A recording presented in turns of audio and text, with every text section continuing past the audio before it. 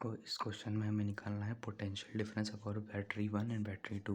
इसका मतलब ये है कि इस जो बैटरी से इतना जो हिस्सा है ना, इससे कितना वोल्टेज आ रहा होगा, और ये इतना हिस्सा है ना, इससे कितना वोल्टेज आ रहा होगा। ये रेजिस्टेंस लगा है ना, बैटरी का ही रेजिस्टेंस है, और ये वाली रेजिस्टेंस जो लगा है ये इस बैटरी का रेजिस्टेंस है।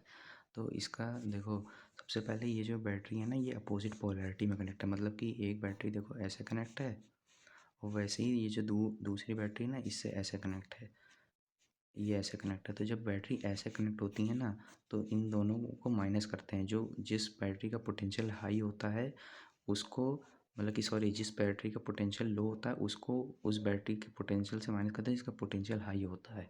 जैसे कि इस बैटरी का 10 वोल्ट है, इस बैटरी का 4 वोल्ट है, ये वाली बैटरी का 4 वोल्ट हो गया। अब ये देखो ना, जिसका हाई होगा उसको इस तरह लिख दो, और जिसका लो होगा उसको इसी से माइनस कर दो। तो रिजल्टेंट वोल्टेज जो आएगा ये हो जाएगा 6 वोल्ट है। और ये सारे रेजिस्टेंस जो है ना, ये सीरीज़ में लगे हैं, तो इन चारों रेजिस्टेंस का आर इक्विवेलेंट आ जाएगा 4 ओम। तो जो रिजल्टेंट सर्किट ऐसे बनेगा हमारा, ये 6 वोल्ट की बैटरी का रिजल्टेंट और ये 4 ओम टोटल। अब इनका करंट निकाल लो। करंट निकालने के लिए इसको इससे डिवाइड कर दोगे तो ये आ जाएगा 1.5 एम्पियर। करंट इतना आ रहा होगा। तो देखो, अब हमें ऐसे दिख रहा है कि करंट ऐसे बह रहा होगा। ऐसे बहने का मतलब, क्योंकि इस बैटरी का रिजल्टेंट इस तरह बना था, तो ये करंट ऐसे निकल रहा होगा इसमें भी। तो यहीं पर मैंने करंट का डायरेक्शन इस तरह दिखाया है इसमें। तो करंट यहाँ जाएगा, फिर यहाँ जाएगा, फिर जब यहाँ जाएगा ना करंट, तो यही हमें निकालना है कि वोल्टेज कितना जा रहा होगा इस बैटरी से। तो इस बैटरी को मैं ऐसे यहाँ ला के ऐसे बना देता हूँ। तो करंट यहाँ देखो आई आएगा, और ये वाला R2 था, और ये बैटरी 4 वोल्ट की थी, और यहाँ पर 1 ओम था।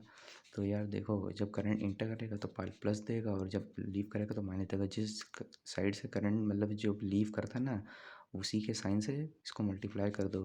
तो ये हो जाएगा R2, और ये माइनस लग जाएगा। वैसे ही बैटरी में जब करंट इंटर करेगा तो माइनस साइन से निकलेगा, तो माइनस यहाँ भी लगा कर दिया मैंने। तो ये इसका यहाँ पर जो पूरा वोल्टेज जा रहा होगा ना, इसको बोल देते हैं V1। तो V1 जो पूरा वोल्टेज होगा इससे आ जाएगा, तो -1.5 -4 इक्वल टू V1। तो ये हो जाएगा 5.5। यहाँ पर माइनस, लेकिन यहाँ माइनस नहीं लेंगे क्योंकि चार्जिंग की कंडीशन है। जब करंट किसी बैटरी से ऐसे इंटर करता है ना, अगर उसके पॉजिटिव टर्मिनल से इंटर कर रहा है करंट, तो ये इसकी चार्जिंग की सिचुएशन होती है। और चार्जिंग वाली सिचुएशन में हम करंट को, मतलब कि जो वोल्टेज होगा वो पॉजिटिव में आएगा, तो यहाँ पर पॉजिटिव लिख देते हैं।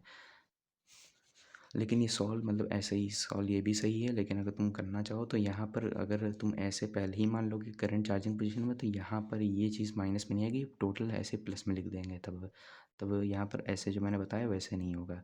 लेकिन ऐसे सॉल्व कर तो ज़्यादा सही है, एंड में भले ही प्लस लगा लो। लेकिन उसके बाद हम ये V2 इसको मान लेते हैं। हम मानना चाहते हैं कि यहाँ पर जितना वोल्टेज जा रहा होगा वो कितना होगा। तो पोटेंशियल डिफरेंस अक्रॉस बैटरी 1 हमने इतना निकाल लिया। पोटेंशियल वोल्ट यहाँ पे लगा देते हैं। अब ये वाले इसको है ना, इसको उठा के मैं यहाँ ले आता हूँ। तो ये इसको मैं ऐसे यहाँ पर ले आया, और मैंने ऐसे लगा दिया, और ये सब 10 वोल्ट ऐसे लगा दिया, और मैं इसमें से करंट ऐसे ही आ रहा होगा आई। अब यहाँ पर भी पॉजिटिव क्रिएट करेगा, माइनस करेगा, तो जहाँ इससे मल्टीप्लाई करो माइनस साइन से यहाँ पर, और यहाँ पर जब लीव करेगा तो पॉजिटिव टर्मिनल से लीव कर रहा था, तो पॉजिटिव यहाँ पर लिख देंगे, यहाँ पर V2 हो जाएगा। अब यहाँ पर माइनस आई, और यहाँ पर 1.5 एम्पियर का करंट प्लस 10 है, ये हो जाएगा 10 माइनस 1.5 इक्वल टू 8.5 वोल्टेज। यहाँ पर लिख देते हैं 8.5 वोल्टेज, और यहाँ पर कितना हो जाएगा 5.5 वोल्टेज।